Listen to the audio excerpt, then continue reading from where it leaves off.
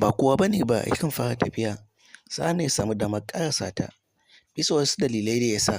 Maybe an tsoratar da shi ne, maybe kuma an sallame shi ne, maybe dai akwai abin da ya duba hakan ya sa ya fito ya janye maganarsa da cewa duk malamin da ya ce muku zanga-zanga haramun ce ku tuntso shi daga kan wannan mambari.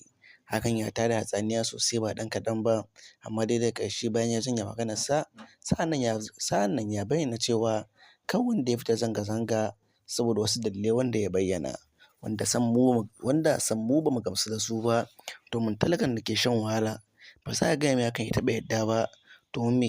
Gwamnati shekara ɗaya kacal ta yi a Najeriya amma ta rikita dukkanin wani al'amura wanda aka bari, duk da cewa dai Baba Buhari shi ne wanda ya fara. Sa'an nan Baba Bola Ahmad Tinubu maimakon ya sauwaƙe abubuwan da ke faruwa, a'a shi ma sai ya ɗora ma azabar ta fi ta Baba Buhari a cikin shekara ɗaya kacal. Dole ne a fito a nemi 'yanci. Duk wanda zai bayyana cewa kar a zo a karɓi wannan 'yanci, za mu iya bayyana cewa tabbas abin bai shafe shi ba ne ba, hakan ya sa kan bayyana haka.